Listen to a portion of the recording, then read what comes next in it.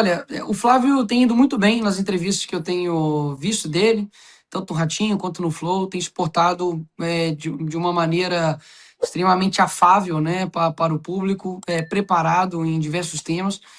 E eu nunca preguei que a gente não deva ter alianças, né? Nunca preguei um puritanismo, né, político.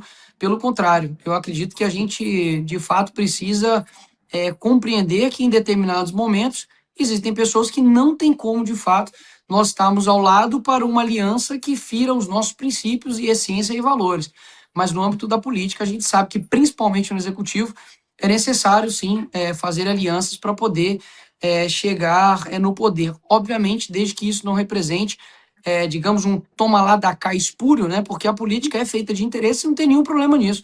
O nosso casamento, nossas amizades é feito de interesse, mas um bom interesse, né? A pessoa é uma pessoa agradável, você tem uma similaridade de gostos, de vontades, de humor, e tudo bem. Agora, dentro da política, então, tem que ser esse tipo de interesse. Não é o interesse que a gente vê, por exemplo, né, de Lula e Alckmin, né, que eram inimigos mortais e por conta de um interesse de poder acima de tudo, eles se unem de maneira falsa para poder tomar o poder a qualquer custo. Então, essas alianças, né, e apoios que o Flávio tem recebido, inclusive, né, para uma bolinha, né, do Twitter, né, de direita, que praticamente acusa todo mundo de traidor. Daqui a pouco o próximo passo é falar que o Bolsonaro é traidor do bolsonarismo, né, porque não vai restar ninguém mais para poder acusar de traidor. Para mim isso é política, para mim isso é natural. Eu mesmo sempre preguei, enfim, conversar com todos, dialogar com todos. Obviamente é muito diferente uma conversa, um diálogo, de uma aliança política que, enfim, você irá entregar algo que aquela outra pessoa, você também vai ter que entregar algo para ela que seja ruim. Dando um exemplo aqui, né? Suponhamos que você indique um ministro do STF que seja ali de centro, mas ele pede para você para poder ser favorável, né, ao aborto.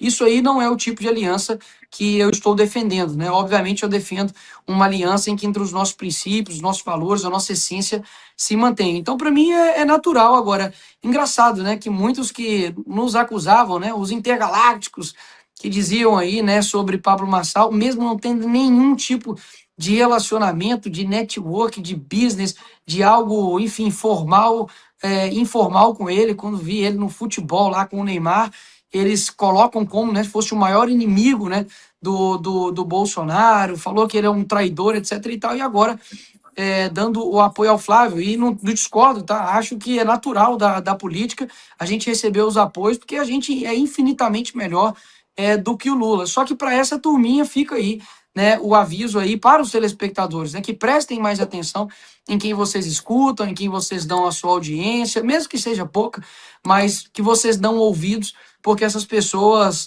literalmente são torcida.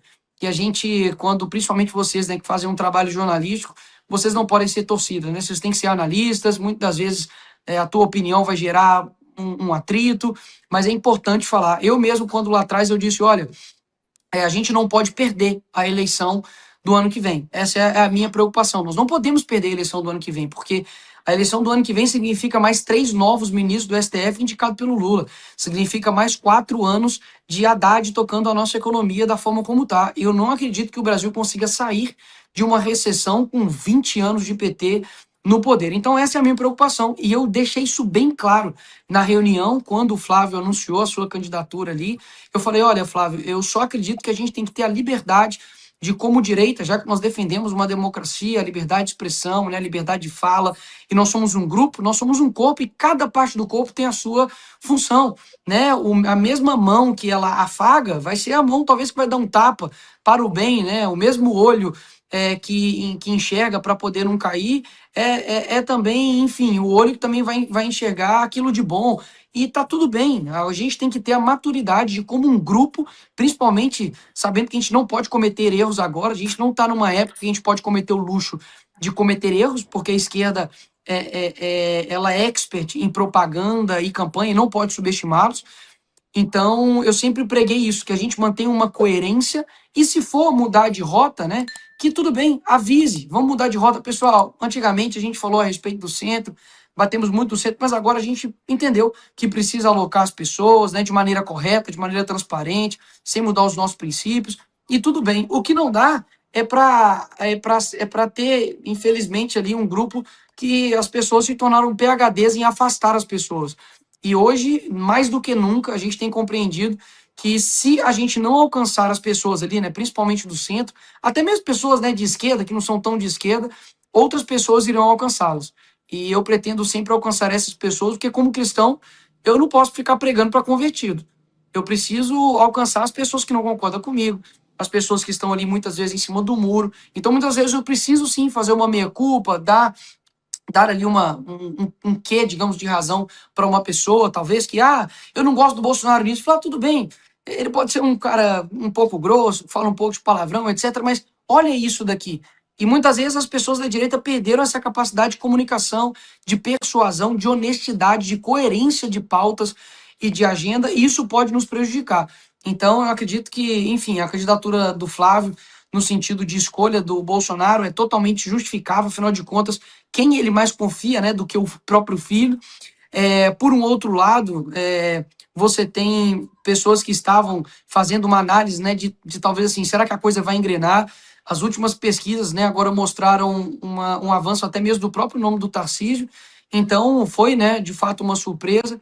Existe também um outro campo, né, como o Silas Malafaia, que, enfim, tá soltando o verbo no sentido de que ele apoiaria uma outra chapa, como a do Tarcísio e Michele vice, porque teria, enfim, mais chance de ganhar na visão dele.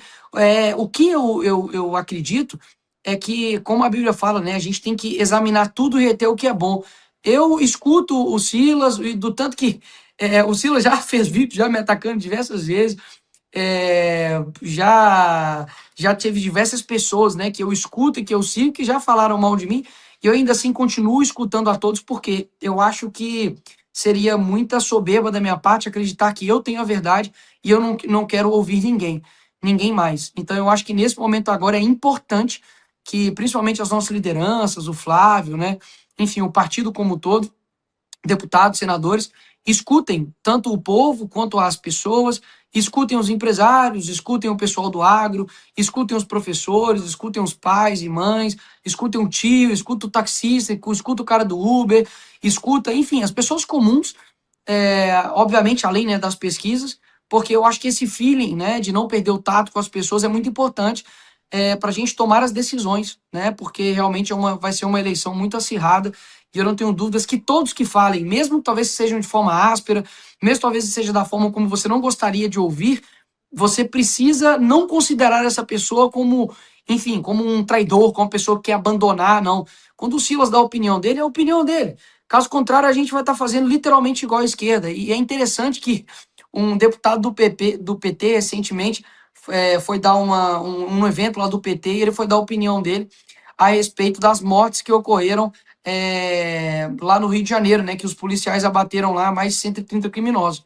Ele falou que só morreu otário, né? E aí tinha uma mulher lá que não deixava ele falar, falou, você é um mentiroso, você é um mentiroso. Ele falou, peraí, você vai deixar eu falar? E é engraçado, porque vocês falam em democracia, que a esquerda é democrática, mas você não consegue me ouvir. Então eu quero trazer isso também para a direita, né? A direita que é democrática, que precisa ouvir a todos, precisa compreender a todos, né? Precisa saber ganhar no argumento. Se o Silas está errado, vai lá e grava um vídeo falando por que ele está errado, né? Se o fulano de tal está defendendo o Flávio e você discorda, vai lá e contra-argumente, né? Agora, o que muitas vezes eu tenho visto é que as pessoas ficam numa campanha, né, de difamação, de mentiras, de desgaste a figuras importantíssimas para a direita, e que isso só atrapalha a direita e que muitas das vezes, né, quem acaba sofrendo esses ataques fica em silêncio, mas uma hora nem sempre vai ficar, né, em silêncio e acaba, obviamente, também revidando. Aí essas mesmas pessoas começam a se dar de vítimas, sendo que elas mesmas estão há anos atacando aí diversas pessoas da direita. Então, eu acho que esse é um panorama que eu faço, de que eu vejo que a gente precisa ganhar ano que vem, e esse momento agora a gente precisa ter estratégia, ter planejamento,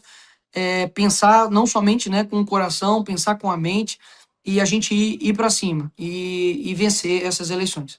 Você precisa assistir o melhor canal de notícias do Brasil. O programa que fala de tudo, que deixa você informado sobre tudo o que acontece no Brasil e no mundo. Ao vivo, todos os dias, no YouTube. Clique aqui e se inscreva.